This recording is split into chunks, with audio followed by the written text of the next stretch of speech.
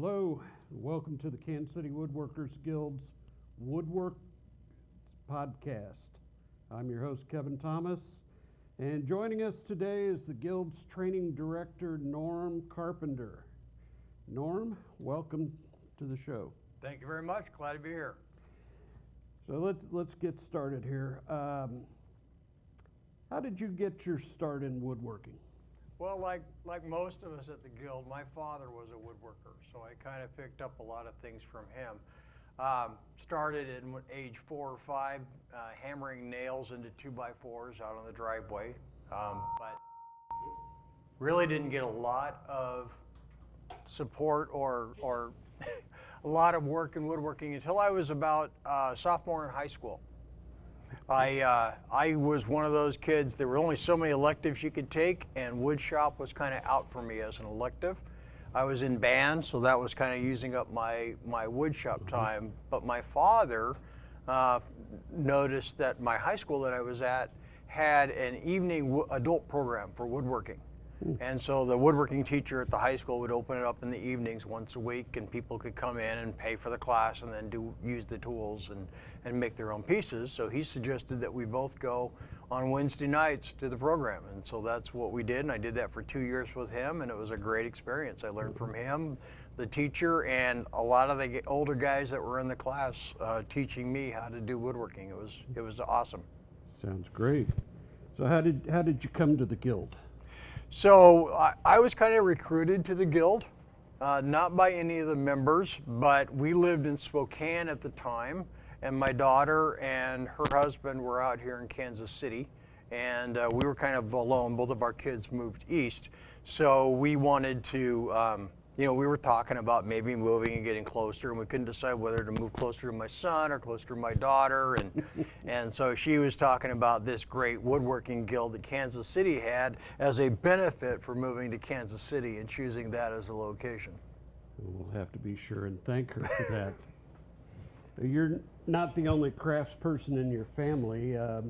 Tell us about your wife's work and how you incorporate your woodworking into it. Sure. My wife has been an artist for as long as I've known her. She has been primarily doing watercolor pictures, paintings, and so I would help her and support her that way by building the frames that she would house her paintings in. At the same time, once we moved to Kansas City, she picked up the media in glass. So she did both stained glass and fused glass, and I would do some of the bases and the support stands for those pieces as well. Cool. Tell us how you got into teaching here at the Guild. Was there an influence? Absolutely there was, and I got into teaching by taking a class. I took a class here with my daughter. I think it might have been the Shaker Step class taught by Dave Kratz. And we had a great time together, had a great day doing dovetails, building a shaker step, and putting all that together. And then at the end of the class, I was having such a good time and enjoying myself. I walked up to Dave Kratz, who had taught it, and I said, "Hey, Dave, this was pretty good. Do you ever need any help with things like this?" And he says, "Absolutely I do," but he says, "What I really need right now is an assistant to the training director, someone who could help me out with do those things." So I agreed to be the assistant after finding out, what it all entailed, and agreed to be the assistant. And then in a year or two, Dave said, "Hey, could you just go ahead and take over and do all that?" So, and then as training director, I can kind of choose which classes I want to help out with or not. And I enjoy the Thursday evening basic woodworking and intermediate woodworking classes that they do, so I come and participate in those classes as well. Speaking of the basic woodworking class, I've heard the story many times as part of that class that you talk about Goldilocks and the Three Bears and their woodworking shop. Mm-hmm. Where did that come from? So I mentioned to you that when we moved to Kansas City, my wife began exploring the medium of stained glass. And the reason being is that we moved into a house built in 1925, and it had some stained glass at the top of the stairs, but this was more of a cross between a 70s psychedelic picture and Mardi Gras, because it was all greens and purples and geometric shapes and no real continuity to it whatsoever. So she wanted something that actually fit with it's a 4-square house, so she wanted something that fit in the nature of the house a little bit better. So we both went and took a class in making stained glass. And the class teacher there, in teaching us how to cut glass, shared with us the story at the time of Goldilocks and the 3 Bears, and the amount of pressure you put on glass to cut it determines the quality of the cut that you get. Too hard and you're going to get chips in it, too light and the glass isn't going to break well, and if it's just right, it breaks perfectly. So when we were teaching basic woodworking and we're talking about gluing up boards, it occurred to me that analogy worked very well for gluing at the same time. So too much glue and you have nothing but a mess, right? Too little glue and it doesn't hold things together, but if you get it just right, you've got nice adhesion with just a little bit of glue to clean up at the end. Well, I know that's been a popular story. What's been your favorite class since you've been the Guild's training director? Usually my favorite class is the last one I've taken or participated in. They're all great. You know, I wasn't training director, but I took a class from Freddie Roman in doing the inlay work when he came out and did a federal table with us. I just took the inlay part of it to learn that. I really enjoyed a marquetry class I just took from Dave Roth this last June. But you know, probably my favorite time is the basic woodworking class that we do on Thursday evenings twice a year. It's full of energetic people. They're excited. They have a million questions. So I'm not standing around waiting for the next thing to do. It's always working a mile a minute and doing the next thing. So it keeps us busy and it keeps us young. So it's great. Yeah. So what advice would you give someone who's on the fence about joining the Guild? You know, I would say, you know, first of all, if you have any inclination towards doing woodworking at all, the Guild itself is a great bargain.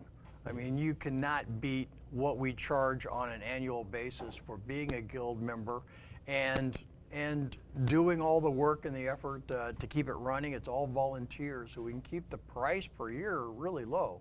Yeah. And the equipment that we have, and you know, kudos to our director of assets who keeps it running on an ongoing basis.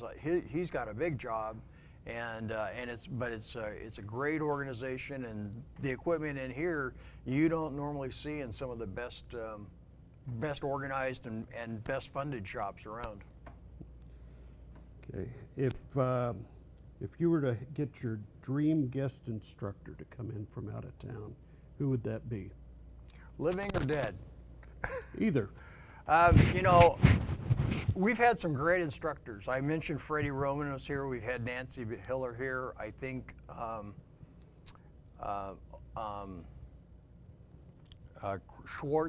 Chris Schwartz has come out and done some work with us. Just recently, Mary May came in to do some carving. We got Matt Kinney coming in the fall. But if I could get somebody, my dream person to get out here would be Christian Bexford. And he's mostly a dream person because he's not traveling to teach anymore. So he would be impossible. But I'd also like to get Steve Latta out here. I think having him do some inlay banding and teaching inlay banding and how to decorate woodworking projects with that, I think would be an awesome addition. Maybe we can make that one happen. Yeah, and I know you're working to help me get Megan Fitzpatrick out here. Yeah, we're working on that. Yeah. Is there anything you'd like to add about our in-house people? Such as what? Oh, the instructors we have. You mentioned Dave Roth earlier, and right. Okay. Yeah. No, we have a number of very talented Guild members who also give up their personal time to come in and teach, and it's a wide gamut of things. We have scroll saw classes that go on. We have bandsaw box classes that occur. I mentioned the marquetry class that we just had. You've taught 6-board chess classes for us in the past, as well as workbench classes that have also been very popular.